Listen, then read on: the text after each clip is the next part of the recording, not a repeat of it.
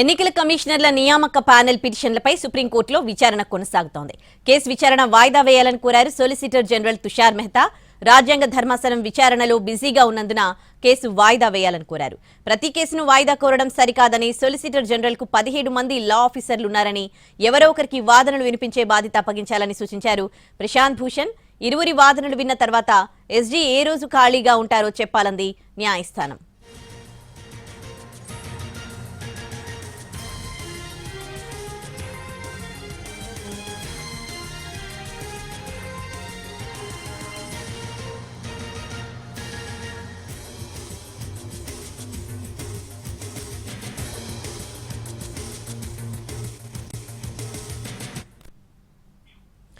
ఎన్నికల కమిషనర్ల నియామక ప్యానెల్ పిటిషన్లపై ప్రస్తుతం సుప్రీంకోర్టులో విచారణ కొనసాగుతోంది. దాదాపు 17 పిటిషన్లు నమోదయ్యాయి.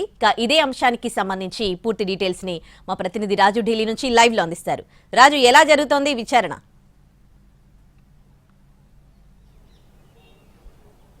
ఉదయశ్రీ, ప్రధానంగా చూస్తే అంటే ఏదైతే ఎన్నికల కమిషనర్ల నియామకానికి సంబంధించి గతంలో ఉన్నటువంటి ప్యానెల్ గనక పరిశీలిస్తే, అంటే ప్రధానమంత్రితో పాటు ఎవరైతే లోక్సభలో ప్రతిపక్ష నేత ఉంటారో ఆయన, దాంతోపాటు చీఫ్ జస్టిస్ ఆఫ్ ఇండియా అంటే భారత ప్రధాన న్యాయమూర్తి గతంలో ప్యానెల్లో ఉండేవాళ్ళు. అయితే ఎప్పుడైతే 2023లో కేంద్ర ప్రభుత్వం చట్టాన్ని సవరణ చేస్తూ తీసుకొచ్చినటువంటి దాంట్లో సిజేఐని తప్పిస్తూ కేంద్ర క్యాబినెట్లో ఉన్నటువంటి ఒక మంత్రికి అవకాశం కల్పించారు. ఈసారి హోంశాఖ మంత్రి కూడా ఆ సమావేశానికి హాజరైంది మనం చూసాము. అంటే ఇది పూర్తిగా కూడా చట్టవిరుద్ధం.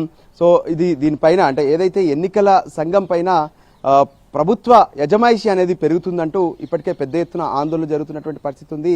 2 రోజుల క్రితం ఏ విధంగానైతే నూతన ఎన్నికల కమిషనర్ల నియామకానికి సంబంధించినటువంటి సమావేశంలో ప్రధానమంత్రి రాహుల్ గాంధీ, దాంతోపాటు అమిత్ షాలు హాజరయ్యారు. ఆ సమావేశంలో రాహుల్ గాంధీ సైతం అసమ్మతి సంబంధించినటువంటి తన నోట్ను ఇచ్చారు. అంటే ఇప్పుడు ఈ ఎన్నికల కమిషనర్ల నియామకం ఆపాలి, కొనసాగించొద్దు అంటూ కూడా ఆయన చెప్పినటువంటి పరిస్థితి ఉంది. ఎందుకంటే సుప్రీంకోర్టులో ఈ కేసుకు సంబంధించినటువంటి విచారణ ఉందనే విషయాన్ని కూడా ఆయన స్పష్టం చేశారు. అయితే నిన్న సుప్రీంకోర్టులో ప్రత్యేకంగా ఈ కేసుకు సంబంధించినటువంటి విచారణను త్వరితగతిన జరపాలంటూ ఎవరైతే పిటిషనర్లు ఉన్నారో వాళ్ళ తరపున న్యాయవాది ప్రశాంత్ భూషణ్ స్పెషల్ మెన్షన్ చేయడం జరిగింది.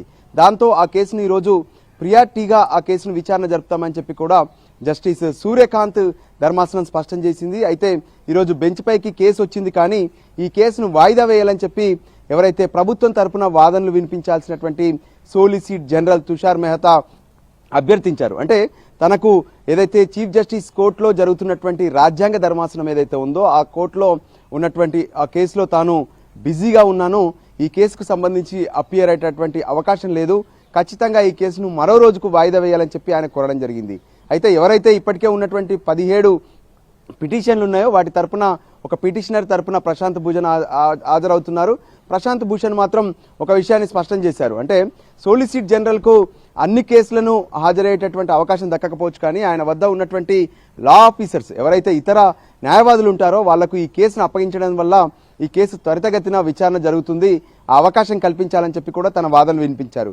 అయితే ఇరువైపులా వాదనలు విన్నటువంటి ఏదైతే ధర్మాసనం మాత్రం ఈ సోలిసిటర్ జనరల్కు ఏ రోజు సరైనటువంటి సమయం కుదురుతుందో చెప్తే ఆ రోజుకే ఈ కేసు విచారణ జరుపుతామని చెప్పి స్పష్టం చేశారు. సో మొత్తానికి ఈ చీఫ్ ఎన్నికల కమిషనర్ కావచ్చు, లేదంటే ఇతర ఎన్నికల కమిషనర్ల నియామకానికి సంబంధించినటువంటి కేసు ఈరోజు విచారణ జరిగే అవకాశం కనిపించట్లేదు. ఒకవేళ end of the board solicitor general గనక సమయం కుదిరితే ఆయన వచ్చి తన వాదనలు వినిపించే అవకాశం కనిపిస్తుంది. Udayasri. Right, thanks for the live update Raju.